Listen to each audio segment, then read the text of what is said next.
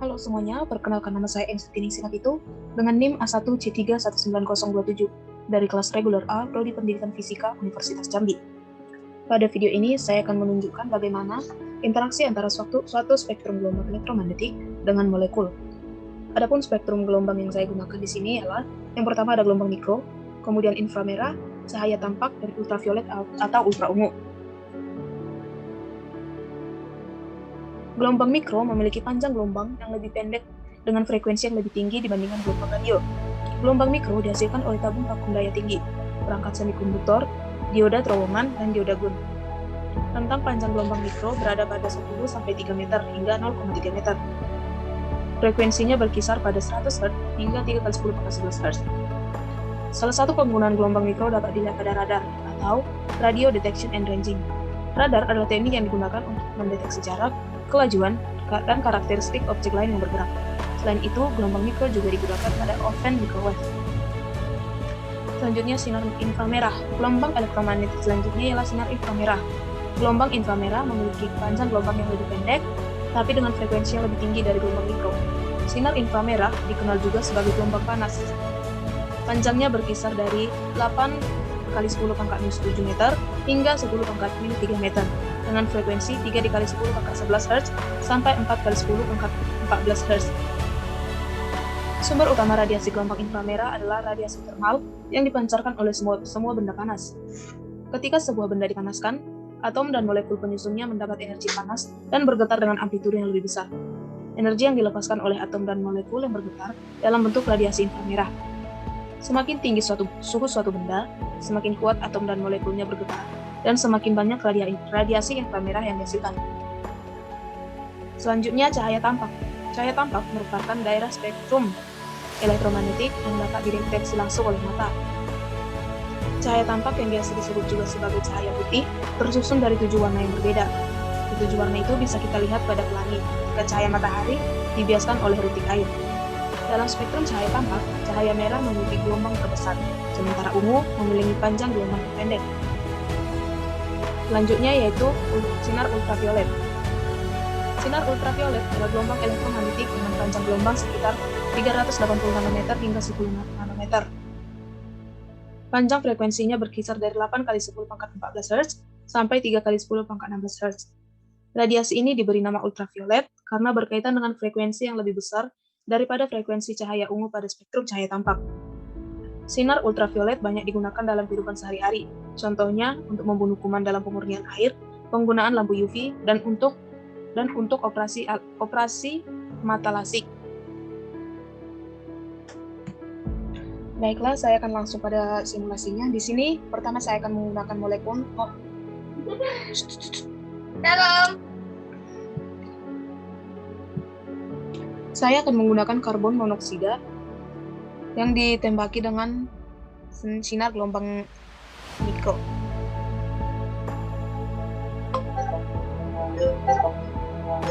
Nah, dari video ini nampak bahwa apabila suatu gelombang mikro menembaki karbon monoksida, maka sebagian dari molekul karbon monoksida akan diterima ataupun diteruskan, sedangkan sebagian lagi dipantulkan.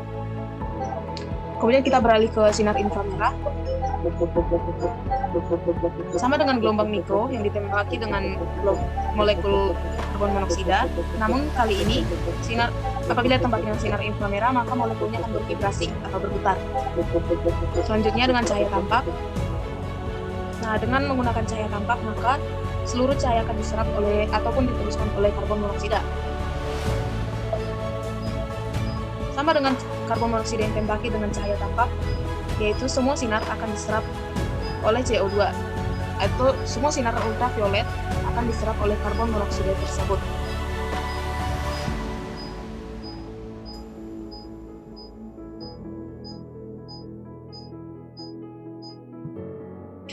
Selanjutnya menggunakan molekul nitrogen atau N2.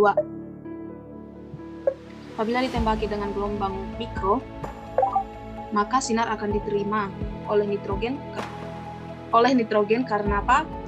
Karena jumlah nitrogen ini banyak dijumpai di atmosfer. Apabila dengan inframerah sama, cahaya tampak, ultraviolet semuanya sama karena molekul ini banyak dijumpai di atmosfer. Selanjutnya yaitu menggunakan molekul oksigen atau O2. Apabila molekul O2 ini ditembakkan menggunakan gelombang mikro, maka molekul ini akan mampu menyerap sinar gelombang tersebut. Demikian juga dengan seperti pada video, gelombang mikronya akan diserap oleh O2. Demikian juga dengan inframerah, cahaya tampak, dan ultra ungu. Selanjutnya kita pause, kita pindah ke karbon dioksida atau CO2. Kita mulai dengan menggunakan gelombang mikro. Nah, dari sini tampak bahwa semua gelombang mikro dapat diserap oleh karbon dioksida atau CO2. Selanjutnya menggunakan inframerah. Tampak bahwa sebagian dipantulkan oleh karbon dioksida. Maka dari sini dapat dilihat bahwa apabila jumlah karbon dioksida terlalu banyak di atmosfer, maka akan dipantulkan kembali ke bumi. Hal ini menyebabkan pemanasan global. Selanjutnya, dengan menggunakan cahaya tampak, semua cahaya tampak akan diserap oleh karbon dioksida. Begitu juga dengan menggunakan sinar ultraviolet. Kita pause terlebih dahulu, kita ke air atau H2O. Kita dari gelombang mikro terlebih dahulu. Nah, terlihat bahwa dengan menggunakan gelombang mikro, molekulnya akan berotasi dan memantulkan sebagian gelombang mikronya. Karena adanya fenomena ini, air akan memantulkan cahaya. Dan hal ini yang mengakibatkan terjadinya fenomena seperti pemantulan sinar yang menyebabkan langit tampak berwarna biru. Selanjutnya dengan menggunakan inframerah, ketika terkena inframerah, maka molekul air akan bervibrasi dan menyerap serta sedikit memantulkan sinar inframerah. Selanjutnya menggunakan cahaya tampak, terlihat bahwa dengan menggunakan cahaya tampak molekulnya tetap diam dan menyerap cahaya tampak tersebut. Selanjutnya menggunakan ultraviolet, sama seperti yang terjadi pada cahaya tampak. Semua diserap oleh molekul air. Selanjutnya kita pause terlebih dahulu. Kita masuk ke nitrogen dioksida atau NO2.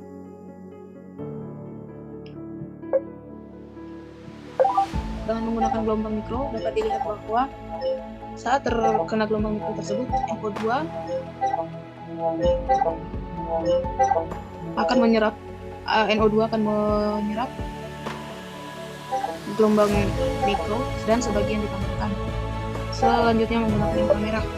Dengan menggunakan inframerah terlihat bahwa molekul nitrogen dioksida akan bervibrasi dan sebagian inframerah akan dipantulkan. Selanjutnya menggunakan cahaya tampak. Pada cahaya tampak, dengan menggunakan cahaya tampak bahwa terlihat bahwa molekul membuat seperti sebuah perlindungan dan sebagian cahaya tampaknya dipantulkan. Selanjutnya menggunakan ultraviolet atau ultra ungu, molekul dari nitrogen dioksida atau NO2 akan terpecah menjadi NO dan O. Kita pause terlebih dahulu, kita masuk ke ozon.